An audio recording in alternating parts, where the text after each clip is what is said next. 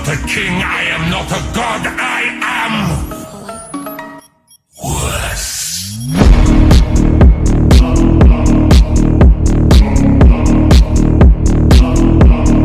Hello students, welcome on dreamer study. और आज हम लोग बात करने वाले हैं last moment strategy for physics exam. I think आप लोग बहुत ज़्यादा टेंशन मत लीजिए। इससे पहले जो मैंने वीडियो बनाया था उसमें आप लोग जो है देख सकते हैं, हमने बोला था ट्रिकी एग्जाम आने वाला है। आई थिंक ट्रिकी का मीन्स होता है कि आपने जितना भी सिलेबस अभी तक पढ़ा है, आपने जो भी सैम्पल पेपर पढ़ा है, उसके अगर क्वेश्चंस देखेंगे, ठीक है, तो आपको फिजिक्स में कहीं ना कहीं एक चीज़ आपने देखा होगा, रीजनिंग टाइप के क्वेश्चन आते हैं, है ना। तो आप लोग को बहुत ज़्यादा घबराने की ज़रूरत नहीं है एकदम से कि एकदम से ट्रिकी एग्जाम आने वाला। ना भाई ना, पूरा एग्जाम ट्रिकी नहीं आने वाला है। कुछ क्वेश्चन होंगे जो आपके ट्रिकी होंगे, बाकी कुछ बातें बता रहा हूँ फिजिक्स एग्जाम के लिए। लास्ट मोमेंट की जो स्ट्रेटजी है, आप लोग किस तरीके से यहाँ पर फिजिक्स एग्जाम में अच्छा स्कोर कर सकते हैं, सिर्फ हमारी बताई हुई बातों पर बहुत ज़्यादा ध्यान देकर हैं। यहाँ पर अगर हम लोग बात करें, आप लोग का ये सैम्पल पेपर है, आप लोग के पास होगा, सभी के पास सैम्पल पेपर। तो आप लोग सैम्पल पेपर में आखिरी मोमेंट पे ये सैम्पल पेपर आप लोग सभी लोग एक बार अच्छे से देख लेंगे सैम्पल पेपर में किस तरीके से क्वेश्चन पूछे गए हैं। क्योंकि सेमेस्टर 2 की अगर हम बात करें 2022 की, तो आपका जो है सैम्पल पेपर से पेपर जो आपका बना था उसे रिजेंबल करते हुए बना था। क्वेश्चन उसी हिसाब से फ्लक्चुएट और ट्रिकी बने थे, ठीक है। तो आप लोग थोड़ा सा इस बात पर ध्यान दीजिएगा।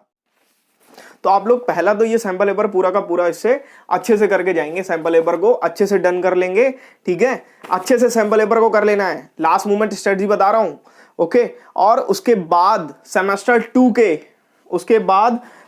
2 के जो आपके क्या थे क्वेश्चन पेपर्स थे, उनको डन कर लेंगे, एक बारी देख लेंगे, एक बारी उनमें, ठीक है। क्वेश्चन पेपर्स को एक बारी कर लेंगे, देख लेंगे, कर लेंगे, जो भी आपको सही लगे वो आप कर लीजिएगा। इसके बाद अगर हम बात करें फिजिक्स में, तो फिजिक्स में आपका पहला चैप्टर है, क्या है पहला चैप्टर? फोर्स। तो फोर्स में आप लोग को मोमेंट ऑफ फोर्स, ये सब तो बेसिक सी चीजें हैं, आती ही होंगी।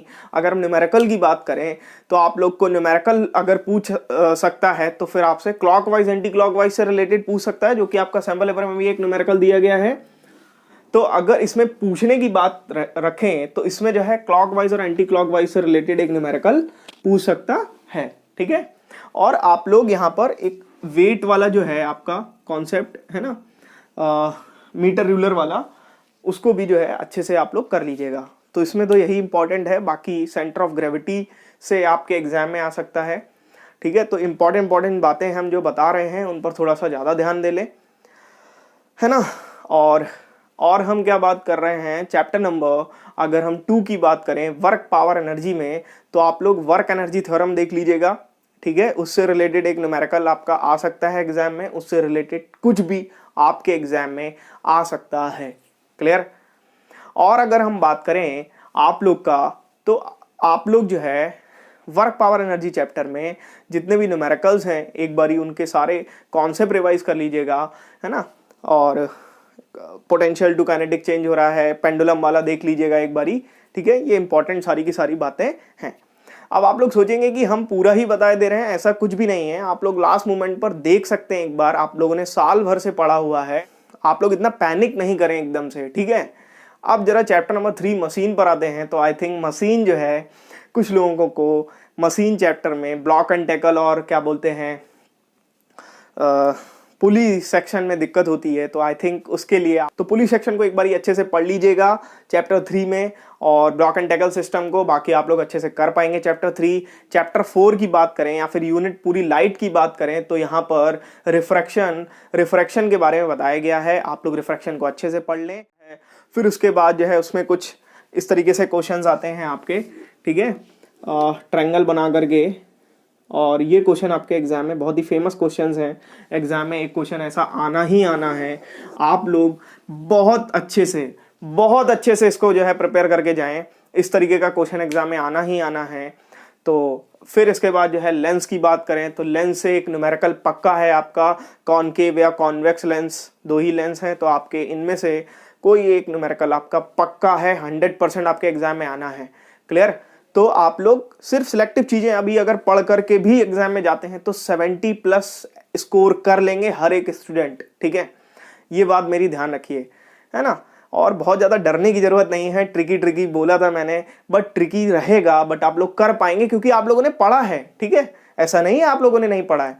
चलिए, अगर हम बात करें चैप्टर नंबर 6 स्पेक्ट्रम की बात करें, तो स्पेक्ट्रम से हम सच बताएं तो आप लोग का जो है जो भी वो पूरा चार्ट है, पूरा सलीना में देखेंगे आप लोग, ठीक है। आप लोग बुक में देखेंगे अपनी, तो उसमें जो चार्ट है ना वो उसको अच्छे से पढ़ लें, पूरा जो भी दिया गया है, और उससे जितने भी क्वेश्चन प्रीवियस ईयर में पुटअप किए गए हैं उनको देख लीजिए। वेवलेंथ ऑफ लाइट के बारे में पूछा गया है, ठीक है। अलग अलग कलर की अलग अलग वेवलेंथ होती है, तो आप लोग अच्छे से उसको भी टैकल कर पाएंगे।